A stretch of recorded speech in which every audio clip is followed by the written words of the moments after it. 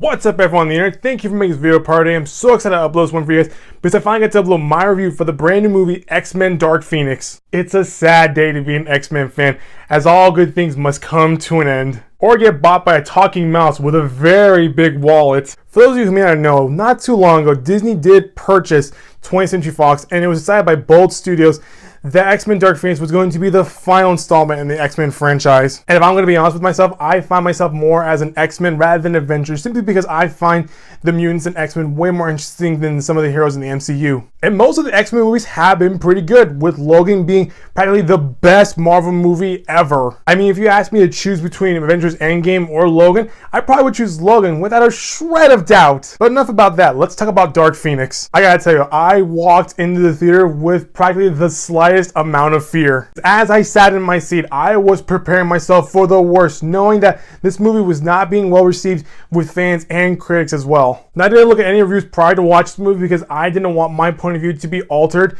as I was watching the film. But after watching the movie, I thought to myself, this isn't actually as terrible as I thought it would be.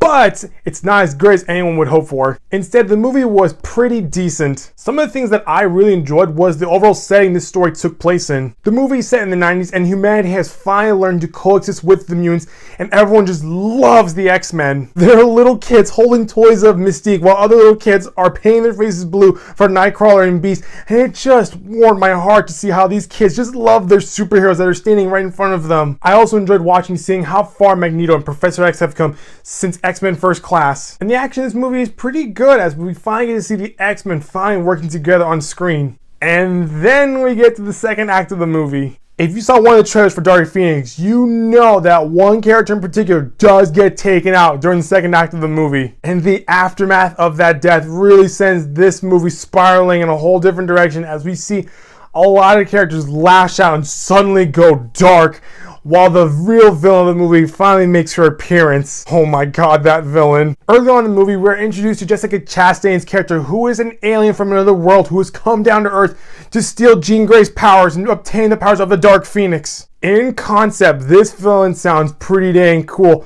but the way they executed this villain throughout the film, oh my god, the amount of cringe you can feel. I mean, it was just, bad. No disrespect to Jessica Chastain. I think she's a terrific actress, and I look forward to seeing her in It Chapter 2.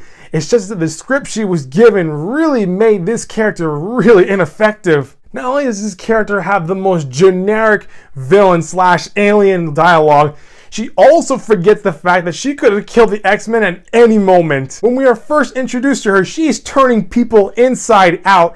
And when she fights the X-Men throughout the movie, she's just throwing them around like rag dolls, when in reality, she could just turn them inside out and just kill them right there on the spot. And let's talk about the aliens. You know, looking at the franchise, it's easy to notice that how the only bad guys the X-Men ever fought were basically humans or other mutants. So when I heard that aliens were going to be involved, I thought it was going to be so cool, as we were finally going to see the X-Men find some of these really cool looking aliens on screen. But instead, the aliens take on a human form, and during the final fight of the movie, you're just watching the X-Men fight random humans who just so happen to be aliens. But I will say this, as much as I did not like the second act of the movie, the third act does kind of save this movie. We do get to see the X-Men regroup, and we do get to see everyone's moment of shine during the final fight of the third act. And by the end of the movie, you're kind of left speechless as you see the movie end on a really small, subtle note. I mean, the final moments of the movie does provide some closure for certain characters, but you were kind of hoping the movie ended off on a high note. If I had to rank this movie with the other X-Men prequel movies